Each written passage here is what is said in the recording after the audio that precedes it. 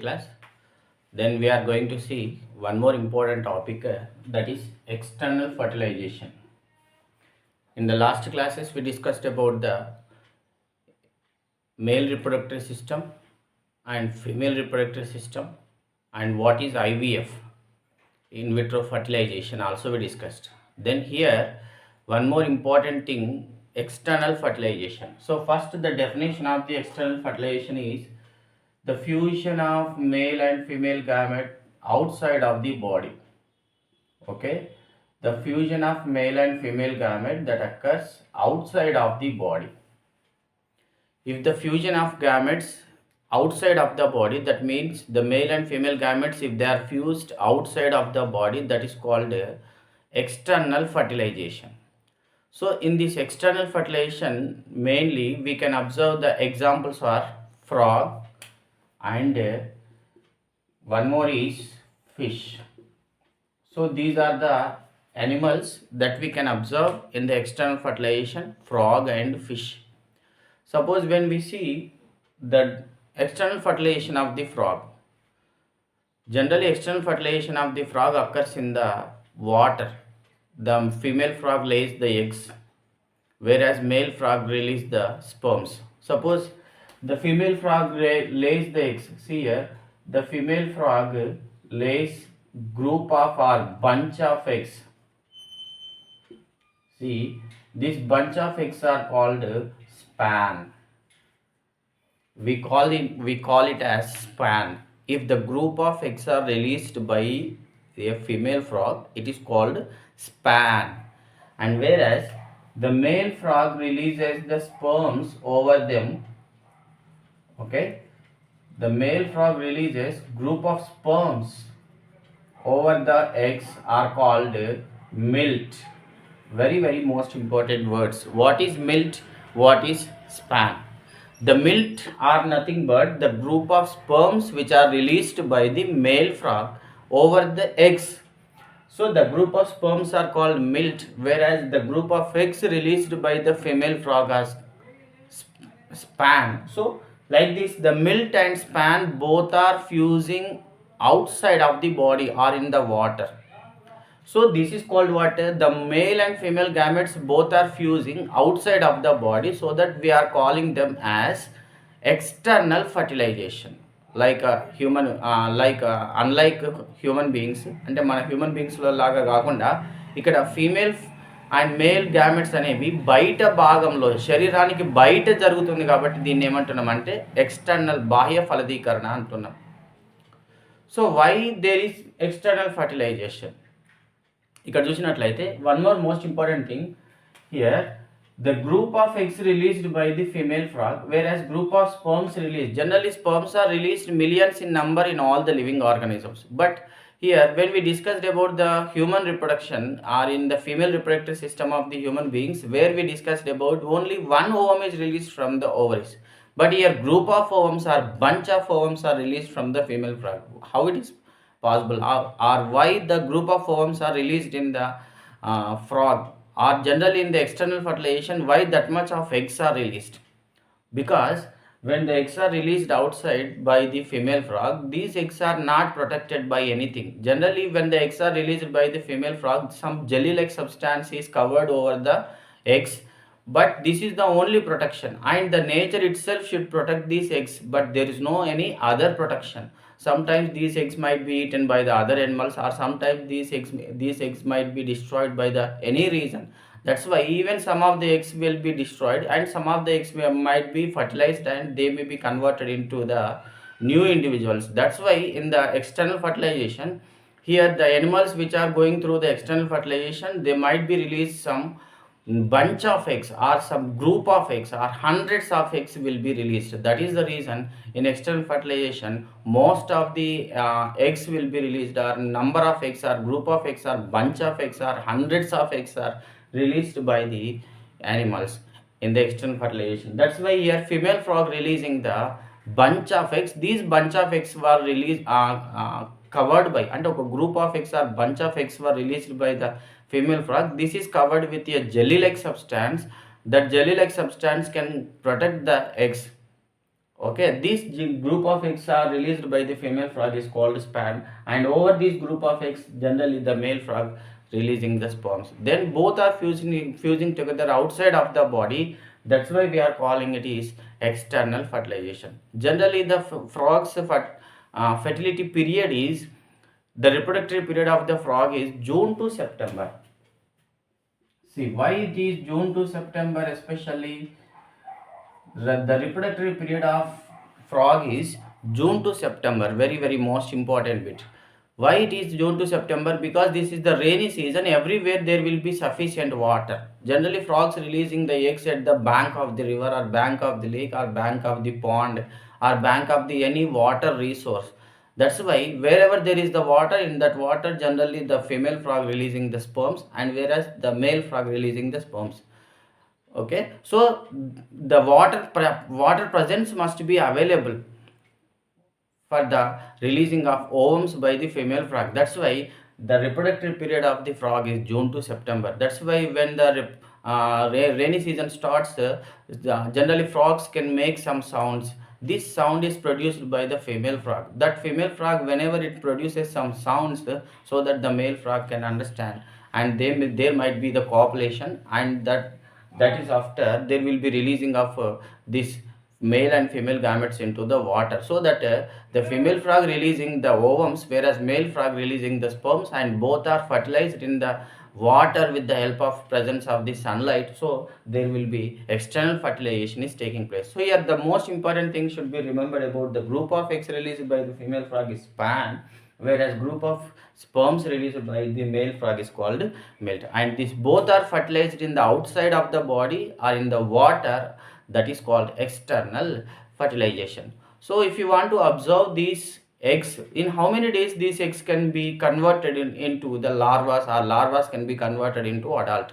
For this, if you want to observe, here we have to do an activity. For this activity we need to take a box with 15 centimeter depth and 8 to 10 centimeter radius. One box should be taken. In this, with the help of this box, we should collect these eggs of the frog from the water. Suppose when you go to the river or pond or lake, we can observe some group of eggs in the water. These eggs should be collected with some amount of some water into this what a box. Then we should observe from 1 to 48 days. If you observe carefully from 1 to 48 days here, then there will be changes will be taking place in the first day, second day, third day. So like that, from the first day to 48 days, if we can observe how the eggs are hatching, how the eggs are converted into larvas, how the eggs are converted into larvas, and how the larva is converted into the adult frog, so that we can observe clearly. In this process we can see here how does the tadpole look like. The tadpole look like, that means when the eggs are hatched into the larvas, here we can see there is a tadpole larva. The tadpole larva is generally, it is look like a fish. When the eggs are hatched into the larvas, then when the fertilization takes place, when the eggs are hatched into the larvas, these larvas are generally, it's look like a fish. Then how many days did it take for the eggs to hatch into the larva? Here 10 to 15 days for the hatching of eggs. That means once the eggs are hatched into the larvas, it may take 10 to 15 days. Within 10 to 15 days, here there will be the tadpole larva is produced. This tadpole larva is generally, it looks like a fish. When did you find these gill slits on the tadpole? Generally tadpole larva respire with the gills, whereas adult frog respires with the skin and lungs, but the tadpole larva respires with the gills. This is the most important thing. So adult frog is respiring with the skin, that is cutaneous respiration, whereas adult frog has a respiration with the lungs, that is pulmonary respiration. There will be two options for the respiration of the adult frog, that is skin respiration and lungs respiration. But when the before formation of the frog, when the tadpole larva is in the form of tadpole larva, it can respire only through the gill slits. That gills are the respiratory organs. These gills are formed in the 19 to 22 days. Very most important bit, in the 19 to during the 19 to 22 days, the gill slits will be formed in the tadpole larva. So the tadpole larva, it can be respired through the only gills. Then gills respiration, we can understand that we know that gills are able to design, our gills are able to absorb only dissolved oxygen from the water, but not atmospheric oxygen. It cannot take the atmospheric oxygen. Gills can take only dissolved oxygen. That shows that oxygen can be dissolved in the water. That dissolved oxygen only it can be absorbed by the gills. So that is the most important thing. The gill slits can absorb only dissolved oxygen from the water. And next, when the days are going on, here we can also observe from the 28 to 30 days the heart will be developed, whereas in from 31st to 33rd date intestine will be formed, and from the 34 to 36 days the bones are formed, whereas 31st to 33rd days the rectum is formed, and from the 37th to 39 days the hind limbs, that means venuka kallu, hind limbs are formed, whereas 34th to 36th day the forelimbs and mundu kallu ఏర్పడతాయి. So this is the thing. With this we can understand from first day to 34 to 36 days, here the heart is formed, intestine is formed, bones are formed, rectum is formed, hind limbs and forelimbs. So these are the different types of body parts will be developed in the frog. So first the eggs are hatched into the larva. That larva is called a tadpole larva. The tadpole larva is formed at the age at the 10 to 15 days. Then tadpole larva looks like the fish, and whereas the gill slits are formed from 19 to 22 days. From the 22 days to continuation, if we can observe, from 28 to 34 days, here the heart, intestine, bones, rectum, hind limbs, forelimbs, and these are the different types of body parts in the tadpole larva can be developed. And continuation of from the 36 to 46 days, in these in these 10 days again, here we can see the gill slits will be disappeared. When the gill slits will be disappeared, that shows about there will be formation of the lungs. It can be developed with the lungs for the respiration, or skin can be developed for the respiration.